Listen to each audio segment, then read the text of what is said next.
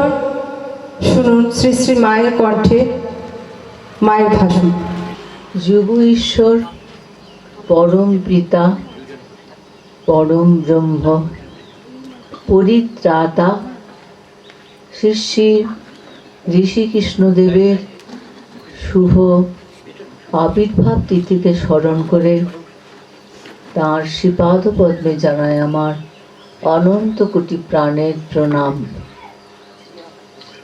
সমাগত সুধীজনদের জানায় আত্মিক স্নেহ, ভালোবাসা, প্রীতি, শুভেচ্ছা এবং জগতের কল্যাণ, শান্তি এবং ধর্মের পুনঃপ্রতিষ্ঠা প্রার্থনা করি।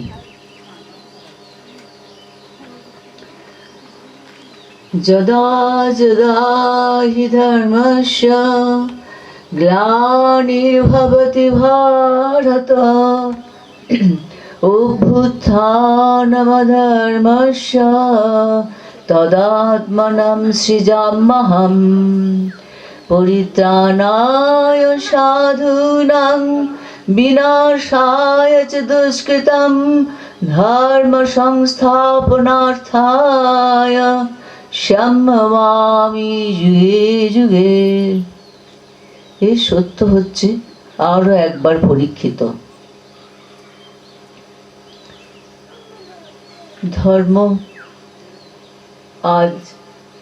ধর্মে আজ চরম অবক্ষয় এসেছে। পৃথিবী এক চরম সংকটে দিকে। এই যুগ অবিশ্বাসের যুগ, সন্দেহের যুগ, অস্থিরতার যুগ। তাই শুভ 24শে মাঘ শুক্লা একাদশী তিথি রাত্রি 9 ঘটিকায় পরম ব্রহ্ম অখণ্ড সচ্চিদানন্দ নর রূপ ধরে সাকার রূপে আবির্ভূত হলেন রণভাল গ্রামে। জন্মের আগেই পিতা সকর্ণে শুনছেন, ইংরেজিতে বলছেন, God is come to you. যিনি আসছেন তিনি তোমার পরিবারের জন্য নন, এলাকার জন্য নন, দেশের জন্য নন, সারা বিশ্বের জন্য। মাতা আবির্ভাব মুহূর্তে দর্শন করছেন প্রত্যেকে জ্যোতির্ময় রূপে এবং গোটা ঘর আলোয় আলোকিত। বাড়ির সকলে দেখছেন সারা অঙ্গনময় শিবলিঙ্গে পরিপূর্ণ। মাতাও সন্তান করে দেখছেন সারা অঙ্গনময় শিবলিঙ্গে পরিপূর্ণ। প্রভুজির আবির্ভাবের পূর্বে মা স্বপ্নে বিভিন্ন দেব দেবীর দর্শন করতেন। তার মধ্যে শিবের স্বপ্ন বেশি দেখতেন, সেখানে আবার রুদ্ররূপেরই দর্শন বেশি হতো।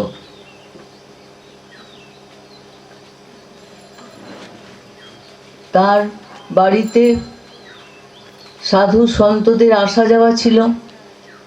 তারা যখন আসেন দেখে বলেন যে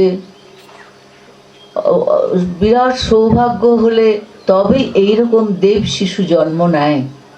আবার কোনো কোনো মহাত্মা সাধু ঈশ্বর জ্ঞানে তাকে প্রণত হতেন। বাবা মা তো আগেই জেনেছিলেন, বাড়ির লোকও জানল, সাধু মহাত্মারাও জানলেন এবং যারা মহাপ্রাণ আছেন তারাও কেউ কেউ ভগবানের আবির্ভাব, ভগবানের স্বরূপে ঘোরাফেরা সব বুঝতে পারেন। সেই কটি কথা আজ আমি এখন বলছি। প্রভুজি যখন পরিব্রাজক অবস্থায় ছিলেন, হরিদ্বার থেকে ঋষিকেশ, দেবপ্রয়াগ, উত্তরকাশী হয়ে এলেন গঙ্গোত্রীতে। সেখানে মন্দিরে প্রণাম করে কালীকমলিওয়ালা ধর্মশালায় উঠে বিকেলে সেই গঙ্গোত্রীর প্রাকৃতিক শোভা দেখে বিভোর হন। তার উদ্দেশ্যই ছিল গুহাবাসী সাধু দর্শন। সেখানে 40 বছর ধরে এক সাধু বাবা গুহাতে বাস করতেন। প্রতিদিন বিকেল 4টার সময় বিকেলে একবার বেরোতেন। প্রভুজি তাকে দর্শন করে প্রণাম করতে গেলে তিনি বললেন, हमको प्रणाम मत करो, तुम्हारे लिए पृथ्वी बैठा है। আমাকে প্রণাম করো না, তোমার জন্য পৃথিবী অপেক্ষা করছে, বসে আছে। সেই সাধু বাবা চিনেছিলেন ইনি শুধু কিশোর তীর্থযাত্রী নন, ইনি স্বয়ং ভগবান, যার জন্য যুগ যুগ ধরে পৃথিবী অপেক্ষা করে থাকে তার শ্রীপাদ পদ্ম স্পর্শের জন্য। তারপর যমুনা তীর ধরে এক মহাত্মা চিন্তা করতে করতে তিনি হেঁটে চলেছেন। হঠাৎ শুনতে পাচ্ছেন, এ লালা যারা রুক। তিনি পিছন ফিরে তাকালেন, দেখলেন এক সাধু বাবা বিরাট ভুঁড়ি, মাথায় বিরাট জটা, হাতে লোটা ছুটে আসছেন। প্রভুজির কাছে এসে বলছেন, তুমি ননি চোর হোকে ননি নেহি খাওগে? বলে প্রভুজিকে জোর করে ননি খাওয়ালেন, জল খাওয়ালেন। প্রভুজি বলছেন তখন তার আবেশে তিনি আবিষ্ট, কারণ ওই সাধু বাবা চিনেছিলেন যে তার ইষ্ট শ্রীকৃষ্ণ, ইনি এখন এই রূপে এসেছেন। তাই বলছি, যুগে যুগে সেরকম মহাত্মা থাকেন যারা তাদের ইষ্টকে চিনে নিতে পারেন। যেমন ঠাকুরের আমলে চিনেছিলেন চিনু শাখারি যে এই কৃষ্ণই আমার গদাই। প্রসন্নময়ী লাহাও চিনেছিলেন। আর দক্ষিণেশ্বরের ওই পাশে কামারহাটির ব্রাহ্মণীও চিনেছিলেন তার গোপাল, এবং তিনি দেখেইছিলেন ঠাকুরের মধ্যে মিশে গেলেন। গোপালের মা তাকে বলা হতো, তবে খুব কম সংখ্যকই ছিলেন। যাই হোক, এইবার তিনি বৃন্দাবন থেকে কেদারে এসেছেন। কেদারনাথে এসে এক সাধু বাবা গৌরবর্ণ, সে তো বস্ত্রাবৃত, তাকে ডাকলেন হাতছানি দিয়ে এবং তার বাড়ির সব খবর নিলেন, বাড়ির খবর দিলেন, সব কোথায় কি আছে না আছে সব। প্রভুজি তো অবাক, আর প্রভুজি যে সমস্ত ফল ভালোবাসেন সেইগুলি সব খাওয়াতে লাগলেন। চামালি পর্যন্ত তার সঙ্গে এলেন এবং পুরনো সাথীদের মিলিয়ে দিয়ে উনি বললেন আবার দেখা হবে, চলে গেলেন। সেই সাধু বাবা কেদারনাথে প্রভুজিকে বুঝেছিলেন যে ইনি কে, এনার কাজ কি। তাই তিনি বলেছিলেন যে তুমি গ্রামে ফিরে যাও। প্রভুজি কিছুতেই হিমালয় থেকে ফিরে আসতে চাননি, একদমই তার ইচ্ছা ছিল না। কিন্তু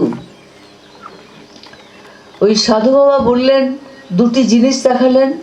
একটি হচ্ছে যে প্রভুজি আনন্দে বিভোর হয়ে আছেন, ধ্যানমগ্নে আনন্দ, সচ্চিদানন্দের আনন্দ, তিনিই সচ্চিদানন্দ, তবু বাহ্যত এই দৃশ্য। আরেকটি দেখালেন দৃশ্য যে অসংখ্য মানুষ চিৎকার করছে, বাঁচাও বাঁচাও বাঁচাও বাঁচাও করে। তিনি বললেন, তুমি কোন পথটি বেছে নেবে? প্রভুজি দ্বিতীয় পথটি বেছে নিলেন। কেন না, তার পরিত্রাতার সত্তা, তার প্রেমিক সত্তা। তিনি তো পরিত্রাণের জন্য এসেছেন। পরিত্রাণায় সাধুনাং বিনাশায় চ দুষ্কৃতাং ধর্ম সংস্থাপনার্থায় সম্ভবামি যুগে যুগে। এই জন্যই তো তার আশা। তিনি ছোট থেকে তার সম্বন্ধে জ্ঞাত ছিলেন। এই যখন বেছে নিলেন তখন ওই সাধু বাবা তাকে আরো অনেক ভবিষ্যতের নির্দেশ দিলেন এবং একটি শিবলিঙ্গ দিলেন। বললেন নাম রেখো কেদারেশ্বর। বললেন যে আমি পারবো না। বললেন তুমি পারবে, তুমি তো ভালোই বাসো। বলছেন প্রতিষ্ঠা করতে পারবো না, সাধু আমার পড়ার টেবিলে রেখে দেবো। সাধু বাবা হাসলেন, বললেন যার জিনিস তিনি নিজেই প্রতিষ্ঠা করে নেবেন, তোমাকে কিছু করতে হবে না, তুমি নিত্য পুজো করবে। বলছে আমি আমার ঘরেরই সবসময় থাকি না, কি করে নিত্য পুজো করবো? বলছে যখন মনে পড়বে তখন করবে। তাই করবে। তিনি তো সাধু বাবা তো জানছেন যে ইনি কে। এই বলে সাধু বাবা কেদারেশ্বরের শিবলিঙ্গটি তাকে দিলেন। পুনরায় বদ্রীনাথে সেই সাধু বাবার সঙ্গে প্রভুজির দেখা। গরম কুণ্ডে স্নান করে উঠছেন, আর সেই ভিড়ের মধ্যে সাধু বাবা, কেদারনাথের সাধু বাবা দাঁড়িয়ে আছে। সেখানে প্রভুজি জানালেন তিনি আরও গুহাবাসী মহাত্মাদের দর্শন করতে চান। তখন তিনি মানাগ্রাম ধরে চলে যেতে বললেন পরের দিন সকালে, এবং প্রভুজি সেই মতো হাঁটতে হাঁটতে হাঁটতে হাঁটতে আসছেন। এসে অনেক জঙ্গল কাটা ভরা রাস্তা, এসে এক জায়গায় দেখছেন এক জ্যোতির্ময়ী সন্ন্যাসিনী মা, ব্যাঘ্র সমাসিনা, ব্যাঘ্র চর্ম পরিহিতা, জ্যোতিতে পরিপূর্ণ। তিনি ডাকছেন প্রভুজিকে, তিনি অপেক্ষা করছিলেন এবং বললেন যে world will come to you, পৃথিবী তোমার কাছে আসবে। এবং আরও কিছু কিছু ভবিষ্যতের কথা বললেন এবং বললেন আমি তোমার সঙ্গে থাকবো। কীরকম সঙ্গে থাকবেন না, অদৃশ্যভাবে। এরপর তিনি প্রসাদ দিলেন, প্রভুজি অভিভূত হলেন, সেই নারী মূর্তি দর্শন করলেন, তেজস্বিনী মাকে। তারপর আবার হাঁটতে হাঁটতে এগিয়ে চলেছেন উপর দিকে। কিছুদূর গিয়ে দেখছেন ভুজ গাছকে ধরে এক সাধু বাবা দাঁড়িয়ে আছেন, বরফানি সাধু বাবা দাঁড়িয়ে আছেন। দূর থেকে প্রভুজিকে দেখে বলছেন আগিয়া আও আও। প্রভুজি বলছেন কি মধুর ডাক, যেন কত চেনা, কত আপন। তারপর প্রভুজির কাছে, মহাত্মাদের কাছে যে প্রভুজি প্রণাম করতেই বুকে জড়িয়ে ধরলেন এবং প্রভুজির সমস্ত সত্তা সে বিরাট সত্তার সঙ্গে মিশে এক হয়ে গেল। তারপর কিছুক্ষণ পর দুজনেই হাসছেন এবং বলছেন আমি তোর জন্যে কত দিন ধরে অপেক্ষা করে আছি। তারপর তিনি আবার ভিতর থেকে একটু প্রসাদ এনে দিলেন, ওখানে যেমন প্রসাদের রীতি, নারকেল ইত্যাদি ইত্যাদি শুকনো প্রসাদ। এবং সেখান থেকেই প্রভুজি জ্ঞান এবং প্রেমের শিক্ষা আরও গ্রহণ করলেন। সাধু বাবার কাছ থেকে ছেড়ে চলে আসতে প্রভুজিরও প্রাণ চায় না, কিন্তু বললেন তুমি যাও। এবং প্রভুজি ফিরে ফিরে থাকান, আর সাধু বাবা এক দৃষ্টে পলকহীনভাবে প্রভুজিকে দর্শন করছেন। সাধু বাবা এবং মায়ের দর্শন করে প্রভুজি সন্ন্যাসীর সংকল্প গ্রহণ করলেন। আস্তে আস্তে তার মধ্যে একটা কথা বলে নি, ঋষিকেশে একজন সাধু বাবা শুয়ে আছেন গঙ্গার ধারে গাছের তলায়, আর গঙ্গার হিমেল ঠান্ডা বাতাস বইছে। স্বামীজি যা বলতেন সন্ন্যাসী গীতিতে, গৃহ ছাদ তব অনন্ত আকাশ, আর এই ঘাস তোমার শয্যা, সেই রকমই কয়েকজন সাধু ওইভাবে বাস করতেন। প্রভুজি গেলেন তার কাছে, তার খুব জ্বর, বললেন চলুন সাধু বাবা ঘরে চলুন, কাছাকাছি ডাক্তার এনে আপনাকে দেখাই, শরীর ঠিক হয়ে যাবে। তখন সে সাধু বাবা বললেন এই লালা দেখনে ওয়ালা एक ही है और कोई नहीं है, একজনই দেখে, সে ভগবান। তার এত বিশ্বাস ভগবানের উপর, এত নির্ভরতা, তিনি তার অজান্তেই পেলেন ভগবানের দর্শন। আর প্রভুজি বললেন আমি তোমাকে কিছু খাওয়াবো। বললেন আমি কিছু খাবো না। বললেন না আমার হাতে আপনাকে খেতেই হবে। তখন বললেন এই লালা যদি খাওয়াতেই হয় তবে পাশে দোকান থেকে গরম দুধ নিয়ে এসো। প্রভুজি গরম দুধ এনে এক গ্লাস তাকে খাওয়ালেন। তারপর তিনি চলে এলেন। এই যে নির্ভরতা, এই নির্ভরতাটাই দরকার। সেই তো প্রভু স্বয়ং ভগবান রয়েছেন। যারা আমরা তার কাছে যাচ্ছি, অনেকেই এখানে উপস্থিত, সকলেই কোনো না কোনোভাবে সেটা অনুভব করছেন, অনুভূতি হচ্ছে যে তিনি ভগবান। কিছু কিছু তো প্রত্যেকেরই মিলছে অন্তরের সাথে। তাই এই প্রসঙ্গে একটি কথা বলি, আমাদের উচিত প্রভুজির উপর নির্ভর করা। তার উপর নির্ভর করলে তিনি সব দেখবেন, শঙ্কা দ্বন্দ্ব সব কেটে যাবে, কি হবে কি হবে, কি করব কি করব, এই জিনিসটাই চলে যাবে।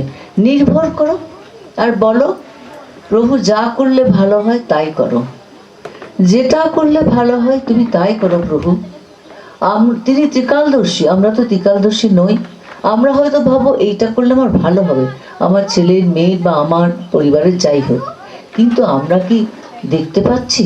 না, তিনি দেখতে পাচ্ছেন, তিনি কিছু বলেন না, তিনি খাল থাকলে সেটা পার করে দেন। মানুষ সাধারণত নানা যন্ত্রণায় এর ওর কাছে, কবিরাজ হ্যান ত্যানের কাছে যায়, তারা মাদুলি কবজ দেয়, তাদের কাছে যায়, হোম করায়, কিন্তু প্রভুজি না কিছু বলেই হাত ধরে তাদের সেই খালটা পার করে দেন, কেউ বুঝতে পারে না। একবার দর্শনে গেছি, উনি বলছেন জানো ওর স্বামী মারা গেছে। আমি শুনে বললাম তাই? মনটা খুব খারাপ হলো। বলছেন শুধু শুধু যজ্ঞ করলো, 10,000 টাকা খরচ করলো, ও 2টো স্ট্রোক তো আমি নিয়ে নিয়েছি, এটা লাস্ট স্ট্রোক, এ তো যাবেই, শুধু শুধু ওর 10,000 টাকা খরচ করলো। যিনি হোম করালেন, তো তিনি অপার করুণাময়, কৃপাময়, কিন্তু সামনে কোনো কথা সবসময় বলেন না। অনেক সময় অ্যালার্ট করে দেন, কিন্তু কিছু বলেন না। পিতার মতো হাত ধরে পুত্র কন্যাদের সেই খাল পার করে দেন। লাগে না কোনো টাকা, কোনো পয়সা, কোনো হোম, কোনো যজ্ঞী, কোনো কিছু। তার একটি অভয় বাণীতেই সব। এ আমি প্রাণে প্রাণে বুঝেছি, শুধু আমি না, যারা আছেন এখানে তারাও অনেকেই হয়তো বুঝেছেন, নিশ্চয়ই বুঝেছেন। এই নির্ভরতাটা আমাদের ঈশ্বরের উপর একান্তই দরকার। এর জন্য আশ্রমবাসী হওয়ার প্রয়োজন নেই, কিছুই না। গৃহবাসী, আশ্রমবাসী, পথিক, যে কেউ তার উপর নির্ভর করতে পারে। নির্ভর করলেই আমাদের অনেক সমস্যার সমাধান হয়।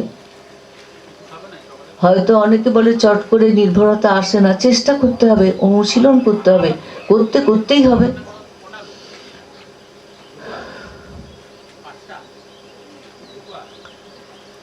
আরেকটা কথা বলছি আমি, প্রভুজি এসেছেন শুধু মানুষের জন্য নয়, গাছপালা, পশু পাখি, কীট পতঙ্গ, প্রত্যেকের জন্য।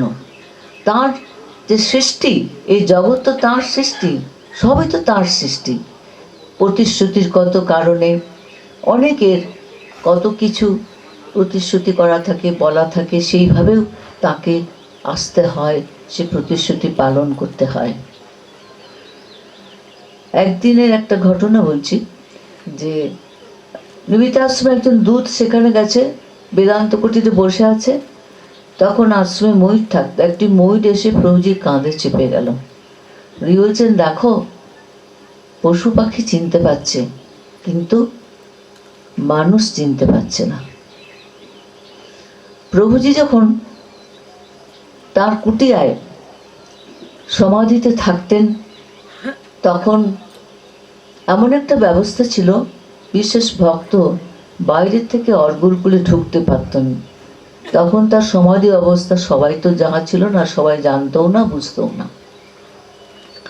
একদিন এক ভক্ত এরকম অর্গলকুলে ঢুকে দেখছেন যে প্রভুজি নির্বিকল্প সমাধিতে শায়িত, জ্যোতিতে পরিপূর্ণ, আর একটি বিরাট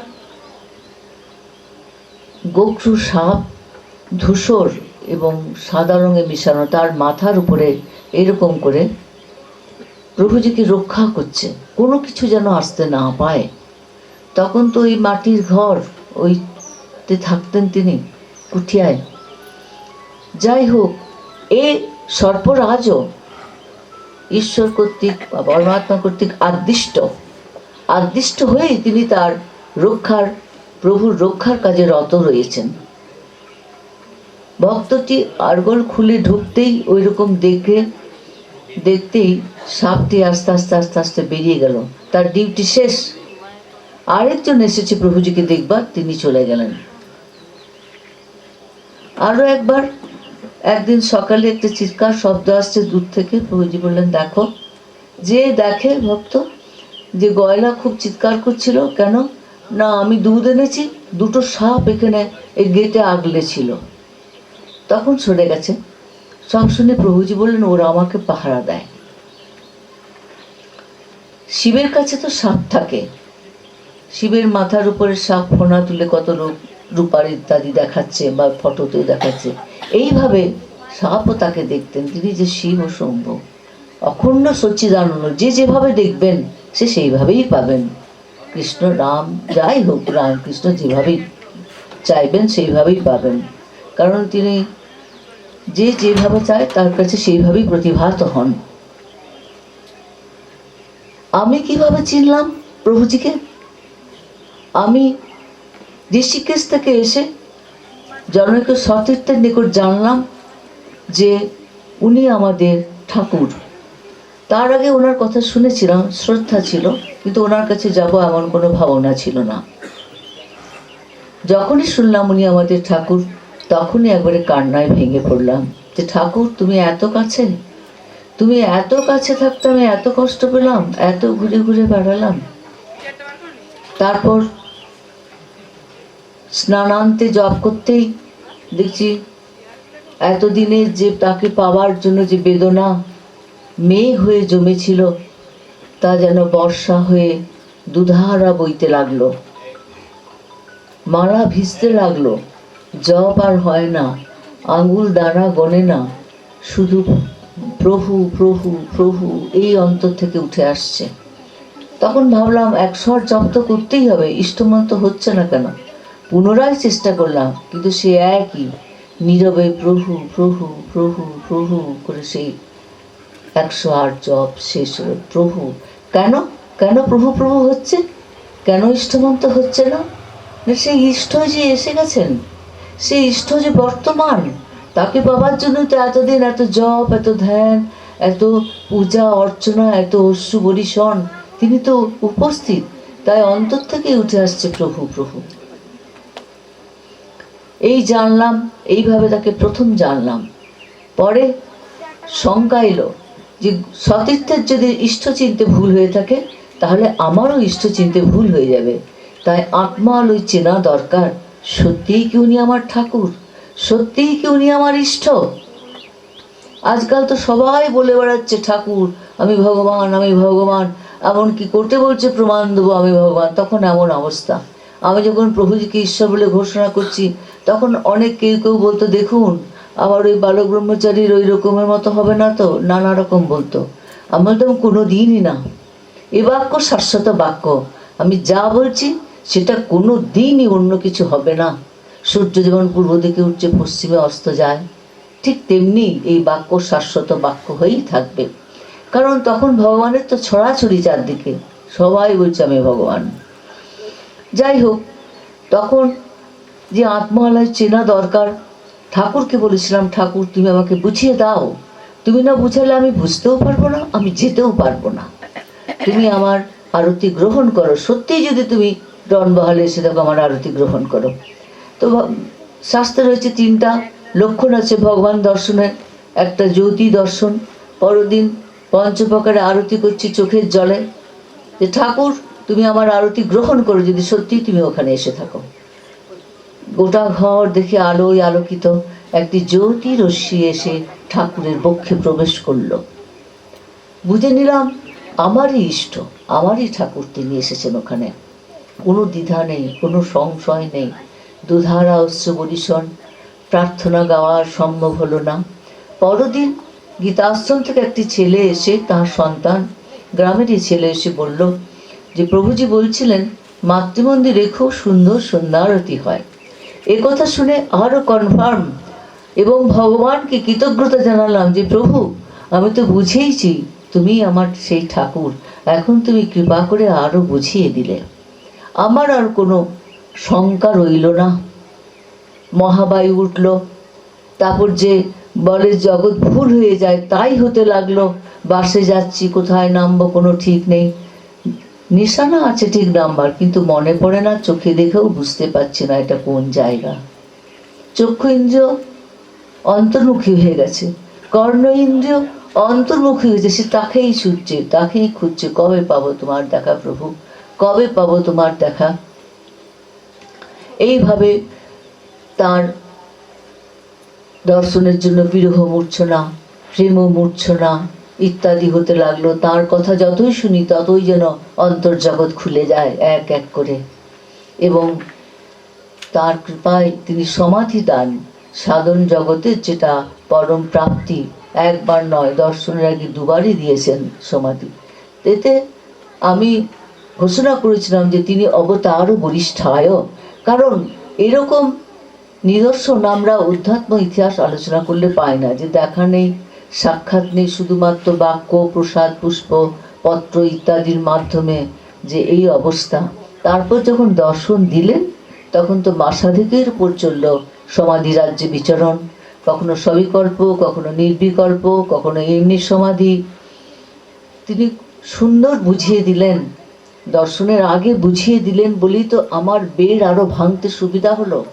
যারা সত্যই ভগবানকে চায় তারা কোনো সম্প্রদায়ের বেড়ে থাকে না, থাকবেও না, কোনো দিন থাকবে না, যারা সত্যিই ভগবানকে চায়। আর যারা নিজস্ব কোনো কামনা বাসনা নিয়ে কারোর কাছে যাচ্ছে, পূরণ হচ্ছে, চলে আসছে, দ্যাট ইজ আলাদা। আমি দৃঢ়কণ্ঠে বলছি, কেউ যদি সত্যই ভগবানকে চায় সে অবশ্যই ভগবানকে পাবেই পাবে। আমার জীবনে এটা পরীক্ষিত সত্য। আমি ভগবানকে চেয়েছিলাম, আমি ভগবানকে পেয়েছি। তাতে কে কি বলল, কে কি না বলল, আমি গ্রাহ্য করি না, করিনি, করবও না। শুধু ভগবান। কারণ কি না, আমরা মনুষ্য জন্ম লাভ করেছি সে ভগবানকে পাওয়ার জন্যই তো, এই দুর্লভ মনুষ্য জন্ম লাভ। আর স্বয়ং ভগবান ধরায় উপস্থিত, এটা আরো দুর্লভতর। এবার আমাদের যদি ঐকান্তিক ইচ্ছা থাকে, আমাদের যে অকুত ইচ্ছা থেকে যে আমরা তাকে লাভ করবই, তাহলে অবশ্যই হবে লাভ, অবশ্যই হবে। কারণ তিনি তো এসেছেন ধরা দেবার জন্যই তো ধরাতে এসেছেন। ডাকছেন তো, আয় আয়, চলে আয়, আমার কাছে আয়, আয় রে তোরা তোরা করি, হে তার নাইকো মৃত্যু নাইকো জরা। কত ডাক দিচ্ছেন, কিন্তু সে ডাক সবাইকার হৃদয়ে পৌঁছাচ্ছে না। কোনো কোনো হৃদয়ে পৌঁছাচ্ছে যাদের শুধু কিছু বস্তুপুঞ্জের কিছু পাওয়ার কথা, তারা সেইটুকু পেয়েই তৃপ্ত হয়ে যাচ্ছে। কিন্তু সেটুকুই কি আমাদের পাওয়া? চাইতে চাইতে চাইতে চাইতে আমরা দেখব যে একদিন আমার কি হলো, সবার জন্য কর্তব্য পালন করলাম, কিন্তু আমার কি হলো? আমি যদি তাকে লাভ করতে না পারলাম, কারণ জন্ম থেকেই তিনি আমাদের সঙ্গে আছেন। আমরা জন্মের আগের থেকেই প্রার্থনা করছি, হে ঈশ্বর আমাকে ধরায় নিয়ে এসো, আমি তোমার সাধনা করব, কিন্তু ভুলে যাই বিভিন্ন পরিবেশে, ভালোবাসায়, মহামার খেলায়, ষড়রিপুর ব্যাপারে, যাই হোক আমরা ভুলে যাই। কিন্তু তিনি যখন স্মরণ করিয়ে দিচ্ছেন, মহাত্মারা যখন স্মরণ করিয়ে দিচ্ছেন, সেটা আমাদের স্মরণ করা উচিত। কারণ আমাদের প্রত্যেকেরই বিবেক আছে তো। প্রতিটা দিন যায় সন্ধ্যাবেলা একটা আত্মবিশ্লেষণ করা উচিত যে আজ আমি কি করলাম, আজ আমি কতটুকু তাকে ডাকলাম, কতটুকু ভালো কাজ করেছি। শুধু খাওয়া দাওয়া, মাখা পড়া, এইভাবে তো জীবন কাটানো নয়। সে তো পশু পাখিরাও করছে। হ্যাঁ, যাই হোক, চিনলাম। আর তিনি আসছেন, প্রত্যেক অবতারেরই এক এক বৈশিষ্ট্য থাকে, একটা বৈশিষ্ট্য নিয়ে তারা আসেন। যে যুগে যেভাবে যা প্রয়োজন, সেই যুগে অবতার সেই রকম লীলা অবতরণ করেন। যেমন শঙ্করাচার্য অদ্বৈতবাদ প্রতিষ্ঠা করলেন, চৈতন্যদেব প্রেম লীলা দেখিয়ে গেলেন, প্রেম মিলিয়ে গেলেন, ঠাকুর সর্বধর্ম সমন্বয় করে দেখিয়ে দিয়ে গেলেন যে পথে যাও ঈশ্বর এক। নির্বিকল্প সমাধিতে গেলে এটা ঠিক বোঝা যায় যে ঈশ্বর এক, God is one, man is one, religion is one, আর কিছু নেই। এবার প্রভু যে এসেছেন মিথ ভাঙতে এবং জাতি ধর্ম বর্ণ নির্বিশেষে মানুষের বিস্মৃতির উন্মোচন করে দেবত্বের দিকে দৃষ্টি ফিরিয়ে দিতে। আমাদের উন্মোচনটাই বড় কথা। সবাই আত্মা সবার স্পর্শে জাগে না, বিরাট শক্তির স্পর্শে আত্মা জেগে ওঠে। আর এক হয় ছোটোর থেকে যে শিক্ষা পায়, তোমার মধ্যে আত্মা রয়েছে, ব্রহ্ম রয়েছে, যেমন মা দালসা শিখিয়েছিলেন, সেই রকম হলে তারা সে ভাবনাটাকে ছোটোর থেকে অন্তরে নিতে পারে এবং সেই সত্তা তারা লাভ করে। যেমন মদালসার প্রথম ছেলে, দ্বিতীয় ছেলে ব্রহ্মপ্রাপ্ত হয়েছিল। তিনি বলছেন যে ওঠো, জাগো, আর ঘুমিয়ে থেকো না। ঘুমিয়ে থেকো না মানে, ঘুমিয়ে থেকো না মানে সচেতন হও তোমার স্বরূপ সম্বন্ধে। তুমি কে, তিনি কে, তুমি কোথা থেকে এসেছো, কি তোমার কাজ। আমি কে বলতে সাধারণত আমরা এইটাই বুঝি, দেহটাকে আমি বলে মনে করি, কিন্তু দেহটা তো আমি নয়। দেহের ভিতরে রয়েছেন দেহি, অন্তরে রয়েছে আত্মা, তিনিই হচ্ছেন ঈশ্বর। আর এই শরীরটা আমাদের পঞ্চভূতের। আমাদের যখন শরীর যায়, এই পঞ্চভূতের শরীর পঞ্চভূতেই মিলে যায়। আর আত্মা সে যে কর্ম করে সেই কর্মের পুটুরীতি নিয়ে সে উত্তরণ উপরে চলে যায়।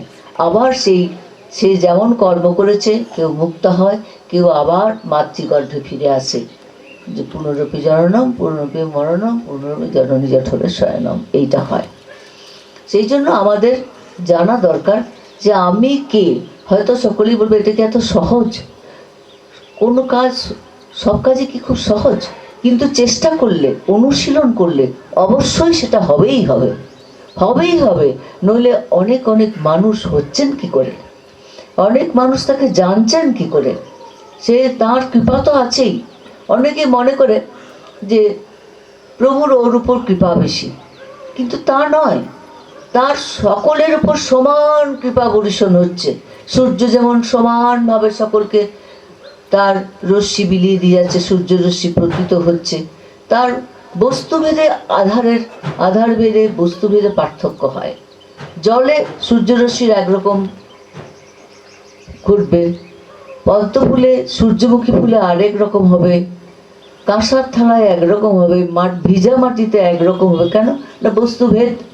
তেমনি আমরা আমাদের যেরকম আধার, আমরা সেইভাবে প্রভুজির আশীর্বাদটা নিতে পারছি। অনেকে প্রভু দর্শন করে এসে বেশ আনন্দ করে টিভি দেখছে, ঘুমিয়ে দিচ্ছে। আনন্দ তো পাচ্ছেই, তিনি তো আনন্দ স্বরূপ, সত্য স্বরূপ, চৈতন্য স্বরূপ, আনন্দ স্বরূপ। তাকে দেখলেই আনন্দ, দর্শন করলেই আনন্দ। কিন্তু সেই আনন্দটাকে ধরে থাকা চায়, টিকিয়ে রাখা চায়। এটাই হচ্ছে বড় কথা। এটাই তিনি বারবার বলছেন। তোমার অন্তর যে প্রদীপ জ্বালিয়ে দিয়েছি, সেই প্রদীপের সলতেও আমার, ঘিও আমার। সেই প্রদীপ যে জ্বলবে নিষ্কম্প হবে, তার অঙ্গীকারও আমি নিচ্ছি। তুমি কি করবে? তুমি শুধু ধরে থাকো। কত কৃপা করে বলছেন, তুমি শুধু ধরে থাকো। কোনো যুগে এমন কথা শুনিনি যে প্রদীপের সলতেও আমার, ঘিও আমার, প্রজ্বলনও আমার, আমি নিষ্কম্পভাবে জ্বলে থাকার অঙ্গীকারও আমার, শুধু তুমি ধরে থাকো। এই ধরে থাকাই একটা তপস্যা। ধরে থাকা এই যুগে তো সহজ, কারণ অনেকে তো প্রভুজির কাছে যাচ্ছেন আসছেন। ধরে থাকুন, নইলে অনেকে বলে প্রভুজিকে দর্শন করে এলে 3 দিন আনন্দটা বেশ থাকে, তারপর আর থাকে না। একজন আমাকে বলল, আমরা সেটা টিকিয়ে রাখতে চেষ্টা করো, তার স্মরণ মনন করো, তার চিন্তন করো, তাহলেই টিকে থাকবে। আবার যাবে, আবার দর্শন করবে, আবার সেই স্মরণ মনন চিন্তন করবে, তাহলেই টিকে থাকবে। এই হচ্ছে প্রভু কথা। কত ভাবে বলছেন যে আয় আমার বুকে, আমি ভেসে থাকতে থাকতে তোদের সেই পরপারে নিয়ে যাব। পরপার মানে কি? মরণ নয়। অনেকে মনে করে যে পরপার মানে মরণ। মরণ নয়, আমার নিজের প্রকৃতিকে জানা, আমার স্বরূপকে জানা, এটাই হচ্ছে পরপার, অন্য কিছু না। অনেকে পরপার বলতে মনে করে যে মৃত্যু ডাকি রে বাবা। বলছেন ডাকছি, আয় আয়, নৌকায় আয়। কেউ আসছে, চাপলো, আবার কেউ নেমে গেল। কেউ বলছে আমার একটু কাজ আছে, কেউ বলছে আমার কাজটা বাগিয়ে নি। এইরকম উঠছে, চাপছে, নেমে যাচ্ছে। সবাই তো আর ধরে থাকছে না। ধরে থাকা, আজকে আমার এই কথাটি বলা যে আপনারা সকলে ধরে থাকুন, তার স্মরণ মনন করুন। যেমন আপনারা ছেলে মেয়েদের ভালোবাসেন, পাড়া প্রতিবেশী সকলকে ভালোবাসেন, নিজের সন্তানকে ভালোবাসেন, নিজের বাবাকে ভালোবাসেন, সেইভাবে তাকে ভালোবাসুন। কেউ কারুর সন্তান রূপে, কারুর পিতা রূপে, কারুর গুরু রূপে, কারুর সখা রূপে, কারুর জগৎ গুরু রূপে। যেমন আমি প্রভুজিকে জগৎ গুরু রূপে দেখেছি, জগৎ গুরু রূপেই তাকে আমি স্মরণ মনন চিন্তন করি। জগৎ গুরু রূপেই তার সেই পাদপদ্মে আমি আমার জীবনকে অর্পণ করেছি। কারণ তিনি তো জগৎ গুরুই, তিনি তো পরম পিতা। সাকার রূপে নিরাকার রূপে তিনি অখণ্ড সচ্চিদানন্দ সর্বত্রই বিরাজিত, বিভুব্যাপী সবার গাছে পাল্লায় জলে আকাশে বাতাসে সর্বত্রই বিরাজিত। প্রভুজি এই যে মিট ভাঙার কথাটা বললাম, এই সম্বন্ধে দু তিনটা কথা বলে নিই। যে ছোটবেলায় প্রভুজিদের বাড়িতে ধর্মগুরু আসতো, ওই চরণ ধোয়া জল সবাই খেতেন, প্রভুজি তো খেতেনই না, তাদের বারণ করতেন, বিরোধিতা করতেন। আবার একদিন প্রভুজি তার স্বরূপ সম্বন্ধে জ্ঞাত ছিলেন ছোটোর থেকে, তিনি হাত পা ধুয়ে সব ঠাকুর ঘরে পুজো করতে যাচ্ছেন। মা বলছেন, বাবা ঋষি, তার নাম ছিল রাজর্ষি ছোটবেলায়, ঋষি তুমি চান না করেই ঠাকুর ঘরে ঢুকছো পুজো করতে? এ কি বাবা, তুমি ঠাকুরকে কত ভালোবাসো, তোমার বাবার কাছে কত ঠাকুরের কথা শোনো, ধ্যান করো। তখন প্রভুজি ছোট মায়ের কাছে এসে হাত দুটি তুলে, ছোট ছোট হাত দুটি তুলে দেখিয়ে বলছেন, দেখো মা, আমি কুয়োর জলে হাত পা ধুয়ে এসেছি, বলেই চলে গেলেন ঠাকুর ঘরে। ঠাকুর ঘরে গিয়ে নিজের পুজোর ব্যবস্থা করলেন। তখন তার মায়ের 10 বছরের আগেকার কথা স্মরণ হচ্ছে, আবির্ভাবের সময়কার কথা স্মরণ হচ্ছে। যাই হোক, তিনি দরজা দিয়ে পুজো করতেন। পুজো করার পর দরজা খুলে ঘন্টা বাজিয়ে দরজা খুলতেন, সকলকে, ছেলে বুড়ো যে থাকতো সকলকে প্রসাদ দিতেন, নিজে প্রসাদ দিতেন, যে দৌড়ে বেরিয়ে যেতেন সাথীদের সাথে খেলতে। সেখানে সাথীদেরও বলতেন, ধ্যান ধ্যান খেল, এরকম করে ধ্যান করতে হয়, এরকম করে চোখ বন্ধ করতে হয়, এরকম করে বুঝতে হয়, এই এই শেখাতেন। আবার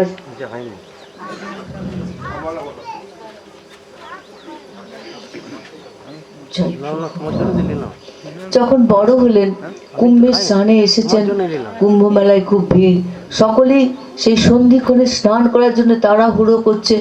একজন প্রভুজিকে দেখে বুঝেছিলেন ইনি খুব ধর্মনিষ্ঠ, তাই প্রভুজিকে বলছেন, যাবে না স্নান করতে? প্রভুজি বললেন, না, লগ্নেই স্নান করতে হবে এমন কিছু নিয়ম নাই।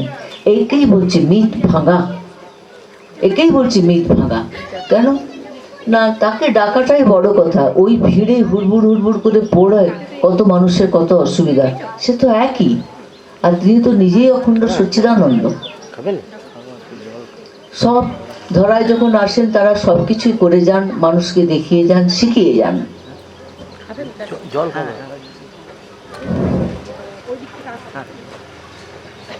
আরো একটি কথা বলছি, যে যারা প্রভুজিকে ধরে আছেন, মনে ধরে থাকুন, ঘরে ধরে থাকুন, যাতায়াত করুন, যে ধরে থাকলেই হলো। সবসময় যে ওইখানেই থাকতে হবে তার মানে নেই, তবে সুযোগ সুবিধা পেলে অবশ্যই তার দর্শন তো মহাভাগ্যের কথা। প্রভুজি, আমি সালতলায় একটু অনুষ্ঠান করতাম, খুব ছোটখাটো।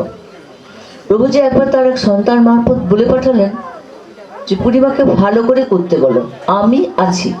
এই কথাটি, আমি আছি, এই কথা শুনেই আমি দৃঢ় প্রত্যয় হয়ে ঝাঁপিয়ে পড়লাম। যাকে ঝাঁপানো বলে।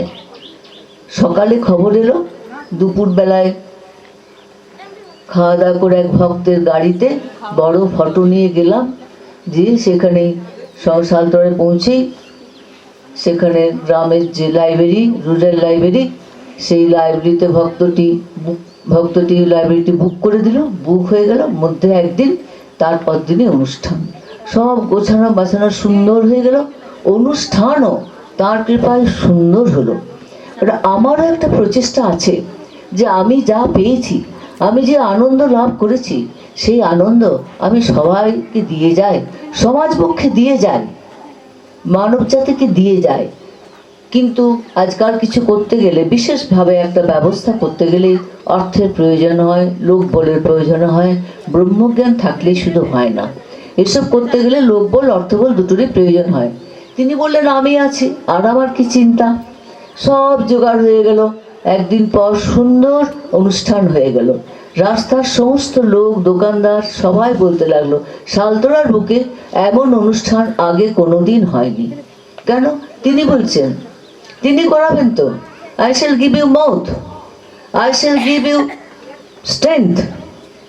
তিনি সব করাবেন, শুধু নির্ভরতা আর তোমার প্রচেষ্টা, তোমার শুভ প্রচেষ্টা। তোমার শুভ প্রচেষ্টা থাকলে অবশ্যই তিনি সহযোগিতা করবেনই করবেন। শুভ ফলে ফল দেবেন না, শুভ কাজে এগোবেন না। কত মানুষ কত অন্যায় করছে, সেই সব পাপ তাপ তো তিনি নিচ্ছেন, এসব তো নিতে এসেছেন, গরল তো পান করছেন তিনি। কত মানুষের কত গরল দিন রাত পান করছেন।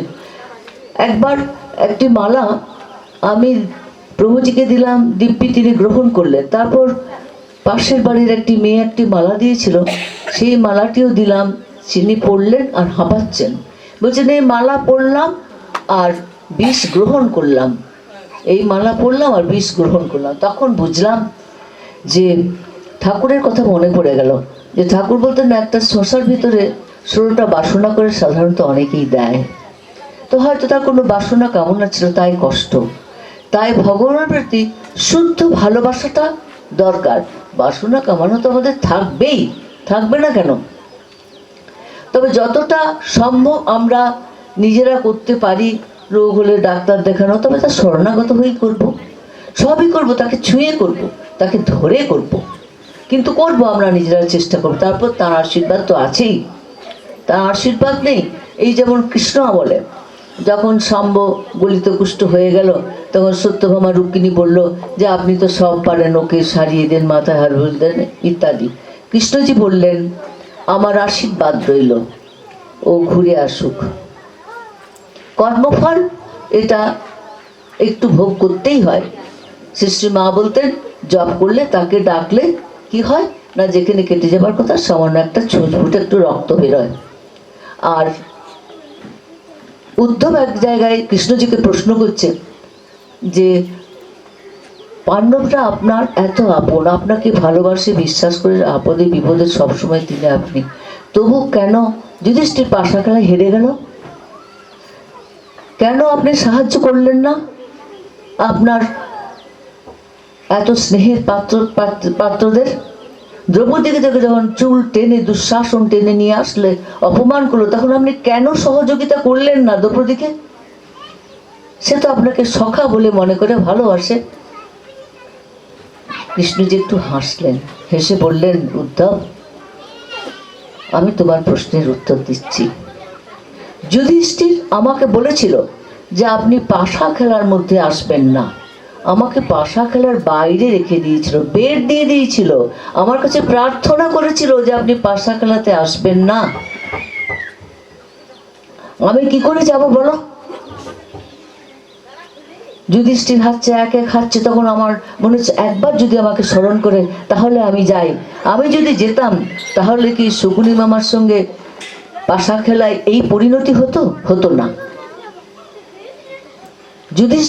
দুর্যোধন সবই তার ছিল, কিন্তু সে বিবেকে বুঝতে পেরেছিল যে পাশা খেলায় আমি জানি না, তাই মামাকে বসিয়েছিল। তেমনি যুধিষ্ঠিরও তো, যদি আমিও তার পিস্তত ভাই, আমাকে যদি বসাতো তাহলে দেখতে পাশা খেলার রূপটা কি হতো। কিন্তু যুধিষ্ঠির আমাকে আড়াল করে দিল, আমাকে বেড়া দিয়ে দিল, যেতে দিল না। আর দ্রৌপদী যতক্ষণ চেষ্টা করেছে, নিজের বল প্রয়োগ করে কথা বলেছে, চেষ্টা করেছে সেই দুর্বৃত্ত থেকে, তো কিন্তু যখন পারেনি, মঞ্চে যখন এলো, রাজসভায় যখন এলো, পাশা খেলার সভায়, তখন স্বামীদের 5 স্বামীকে বললো, তারা নিরুত্তর, মাথা নিচু, কোনো উত্তর দেবার তাদের নাই। তারা এমন কাজ করেছেন, এমন ভুল কাজ করেছেন। আবার রাজন্যবর্গকে বললেন, তারাও এত মহা মনীষী বসে রয়েছেন, ভীষ্মদেব, তা কেউ কিচ্ছু বলতে পারলেন না। যখন দুঃশাসন শাড়ি ধরে টানতে শুরু করলো, তখন তিনি জোর হাত করে সখা কৃষ্ণকে ডাকছেন। যে মুহূর্তে দ্রৌপদী ডেকেছেন, সেই মুহূর্তেই তিনি বস্ত্র ছাড়া শুরু করেছেন, সমানে বস্ত্র দিয়ে চলেছেন। দুঃশাসনের সাধ্য নেই তাকে বস্ত্রহীন করার, দুর্যোধনেরও ক্ষমতা নেই তাকে লজ্জাহীনা করে দাঁড় করাবার। উদ্ধব বুঝলো যে কেন, বলছেন আমি তো প্রকৃত বন্ধু, কিন্তু তারা যখন যে কাজটা, আমি তো সবার সাক্ষী, আমি তো সবার কাছে সাক্ষী স্বরূপ রয়েছি, সবাই তো জানে যে ভগবান অন্তর রয়েছেন সাক্ষী স্বরূপ, তবু কেন আমাকে এড়িয়ে পাশা খেলা করতে গেল, আমাকে বাদ দিয়ে পাশা খেলা করতে গেল? দ্রৌপদী কেন প্রথমেই আমাকে স্মরণ করলো না? যে মুহূর্তে স্মরণ করলো, সেই মুহূর্তেই তো আমি হাত বাড়িয়ে দিয়েছি বস্ত্রের। তো সেই জন্যে আমাদের স্মরণটা একান্তই দরকার। আমরা কাজ করতে নিজেই করছি মনে করছি, যা কাজ করি মনে করছি আমরা নিজেরা করছি। যখন আটকা তখন মনে হচ্ছে হচ্ছে না কেন। কিন্তু আমরা কি তাকে স্মরণ করি? দেখবেন সেই সময় তো স্মরণ করলে কাজ অবশ্যই হবে। তিনি তো দাঁড়িয়ে আছেন, তিনি তো বলছেন আমি জন্মের থেকেই তোমার সঙ্গে আছি, জন্মের থেকেই আছি। আমাদের সেরকম শিক্ষাও দেওয়া হয় না। আবার এবার যারা জানছেন শুনছেন অনেকেই জানেন এবং প্রভুজিকে ধরেও আছেন। আমি বলছি আরো ভালো করে ধরে থাকুন, প্রভুজিকে আরো ভালো করে ধরে থাকুন। তার মুখের একটি কথাতেই কাজ, হাজার হাজার টাকার 50,000 টাকার হোম হচ্ছে, এই হচ্ছে তা হচ্ছে, কত কিছু হচ্ছে, কিন্তু তিনি যদি একটি ফুল দেন তাতেই সব। তিনি যদি একটি বাক্য বলেন এতেই তুমি নিরাময় হবে, যেই অলরাইট। একজনের চোখে খুব অসুবিধা, সবাই বলছিল চেন্নাই যাও, এই যাও তাই যাও, তো সে কিন্তু যাচ্ছে না। প্রভুজি তার অবস্থা সেরকম নেই। প্রভুজি বলছেন আমি তোমার খরচ দেবো, তুমি যাও সেরে এসো, আমি তোমার খরচ দেবো। সে বলল না প্রভু, আপনার এই চরণ ধরে পড়ে থাকলাম, তাতে আমার চোখ ভালো হয় হবে, না হয় না হবে, যা হবে হবে। আমি চরণ ধরে পড়তে আমি কোথাও যাব না, আপনার চরণ ছেড়ে কোথাও যাব না। ঠিক তাই হলো, শেষকালে তার চোখটা ভালোই হলো, চোখ আর খারাপ হলো না। যেটুকু হয়ে গেছিল। আমাদের বিশ্বাসটা তো চাই। অনেকেই যারা আছেন তারা গেছেন এবং সেই ফলও পাচ্ছেন, এবং এই বিশ্বাসটাকে দৃঢ় রাখতে হবে। মানে আমরা মৃত্যুর আগে পর্যন্ত যেন তার শরণাগত হয়ে তাকে স্মরণ মনন করে তার শ্রীচরণে বিশ্বাস রেখে চলতে পারি। এটা তবেই আমাদের বাধা অতিক্রম আমরা অবশ্যই করব। বাধা তো তিনি কেটে দেবেনই, তিনি তো এসেছেন বাধা কাটানোর জন্যই তো এসেছেন, সব কিছু কাটিয়ে তুলে নেবার জন্যই তো তিনি এসেছেন। আমরা যদি না যাই, না স্মরণ মনন করি, মনে করি আমরা নিজেরাই করছি। যখন কৃষ্ণজির শরীর চলে গেল, তার আগে তো অর্জুনকে সবাই খুব প্রশংসা করত, ধনুর্ধারী। যাই হোক, কৃষ্ণজি যখন শরীর চলে গেল তখন অর্জুন আর পারল ওই ধনুক তুলতে পারল না। ভাবলো কৃষ্ণজির শরীর চলে গেল, মহিষীদের নানা রকম অসুবিধার সৃষ্টি করছে, কিছু করবেন, কিন্তু না, ধনুক আর তুলতে পারল না। কৃষ্ণজি গেলেন, তার সঙ্গে সেই শক্তিও চলে গেল। এই যে অর্জুন বলছে যে আমি এদের বধ করতে পারবো না, আত্মীয় স্বজন বলছেন তুমি কি বধ করবে, আমি তো বধ করেই রেখেছি, তুমি নিমিত্ত মাত্র, তুমি কি বধ করবে। তিনি কৃষ্ণজি শুধু রথটা আগিয়ে এলেন এবং এসে দেখে নিলেন যে কৌরবরা কিভাবে সাজিয়েছে, সৈন্য সাজিয়েছে, ব্যাস, আর কিছু না। তিনি যদি রথী হন, তিনি যদি আমাদের সারথী হন, আমাদের জীবন সারথী তাকে করা উচিত। একজনকে বলছে তার স্বামী মারা গেছে, বলছেন তোমার দেহগত স্বামী চলে গেছে, আমি তো আছি বিশ্বপতি, বিশ্বপিতা। সত্যিই তো, কি করে থাকে তারা, তার কাছে যাচ্ছে কত মানুষ, স্বামী চলে যাচ্ছে তার কাছে যাচ্ছে, সেই শক্তি পাচ্ছে, আবার ফিরে আসছে। হয়তো যাচ্ছে যখন সে এত কাতর যন্ত্রণা নিয়ে যাচ্ছে যে প্রভুজি একটু নড়ে চড়ে বসলেন, ব্যাস ওই বসাতেই তিনি সব টেনে নিলেন, সব টেনে নিলেন। ট্রান্সমিশন অফ পাওয়ার একে বলে। তার সমস্ত কষ্ট বেদনার শোক টেনে নিলেন এবং সে কথা বলে সুন্দর ভালোভাবেই চলে গেল। এগুলো যায় কোথায়, তাকে নিতে হয়, তিনি সেসব নিতে আসেন জগতে। কিন্তু এইবারে তিনি একটা কথাই বলছেন যে আমি তোমাদের এতদিন ধরে 40 বছর ধরে যে প্রেম দিয়েছি, যে ভালোবাসা দিয়েছি, তা তুমি ফিরিয়ে দাও, আমাকে গুরুদক্ষিণা দাও, গুরুদক্ষিণা। প্রভুজি তো কিছু চান না, তিনি তো চকলেট বিলাচ্ছেন, প্রসাদ বিলাচ্ছেন, অর্থ বিলাচ্ছেন, কমাতে যে চলে গেছে কোনো মেয়ে কোনো ছেলে, তাদের ফিরিয়ে আনছেন, তিনি তো দিয়েই চলেছেন, সারাদিন রাত তো তিনি দিয়েই চলেছেন। তিনি তো কিছু চান না কেউ ভক্তি করে, সেরকম ভক্তি, ভালোবাসার জন্য ভালোবাসা, এইভাবে যদি কেউ জিনিস প্রভুজিকে দেয়, সেটাই তার গ্রহণযোগ্য হতে পারে, আদারওয়াইজ নট। কোনো বাসনার পরিবর্তে আমরা যদি তাকে কিছু দিই, সেটা গ্রহণযোগ্য হবে না। তিনি নিচ্ছেন, তাদের কল্যাণ করছেন, কিন্তু সেটা তিনি গ্রহণ করতে পারবেন না। ওই যে ঠাকুরের কথা বললাম, একটি শশার ভিতর 14টি বাসনা। তাই লাভ ফর লাভ, ভগবানকে ভালোবাসার জন্য ভালোবাসো, সেখানে কোনো কন্ডিশন থাকবে না। লাভ লাভ ডোন্ট বিহাইন্ড, পিছন দিকে তাকাবে না যে ওকে ভালোবাসা দিয়েছি তার বিনিময়ে ও আমাকে এটা দেখ। এই নেওয়া দেওয়া প্রথাটা তো সমাজে আছেই। আমি প্রথম যখন জানলাম একজন বলছে ওকে আমাকে গয়না দিতে হবে, আমার কেন না, ও আমার মেয়ের বিয়েতে দিয়েছে। আমরা আপনার অবস্থা খারাপ, আপনার মেয়ের বিয়েতে দিয়ে চলছে, আপনাকে দিতে বলছেন? হ্যাঁ, দেওয়া আছে, এটা দিতে হবে আমাকে যেমন করেই হোক। এগুলি আর কি সাহায্য? সাময়িক সাহায্য হলো, মেয়েটার বিয়ে হলো, কিন্তু তাকে তো পরিশোধ করতে হচ্ছে জিনিসটা। এ তো আনকন্ডিশনাল লাভ নয়।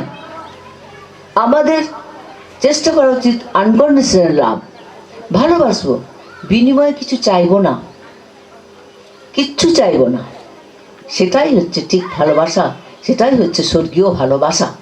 এইটাই প্রভুজি বলছেন, গুরু দক্ষিণা দাও। কি দাও না, তুমি নিজে প্রতিষ্ঠিত হয়। হু আই এম, আমি কে? আমি আত্মস্বরূপ, আমি ব্রহ্মস্বরূপ, এটা জেনে তাতে প্রতিষ্ঠিত হয়ে আত্ম উপলব্ধি করো, সেটা প্রতিষ্ঠিত হও, এবং তারপর তুমি সেই প্রেম জগৎপাত্রে বিলিয়ে দাও। এইটাই প্রভুজি চাইছেন, এইটাকেই বলছেন গুরু দক্ষিণা, আর কিছু না। এটাকেই বলছেন গুরু দক্ষিণা দাও। আর তো কিছু তিনি চাইছেন না, ফল মূল মিষ্টি অর্থ কিচ্ছু চাইছেন না, কিছুই চাইছেন না। তিনি তো দিতেই এসেছেন, জগৎ কল্যাণের জন্যই তো তার আশা।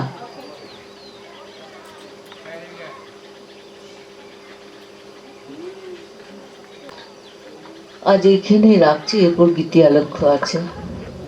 রামে ঋষি কৃষ্ণে অভেদ পরমাত্মনে তথাপি মম সর্বস্ব ঋষি কৃষ্ণ কমল লোচন।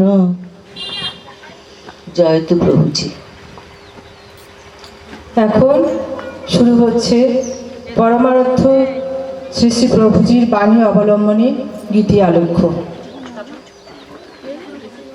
তিনি নিত্য যে ভক্তদের কথা বলছেন, তাদের সচেতনতার জন্য, তাদেরকে আরো কাছে টেনে নেওয়ার জন্য, সেই সব কথাগুলি বলা হবে, সেটাই গীতি আলক্ষ্যের মধ্যে রয়েছে। হ্যালো।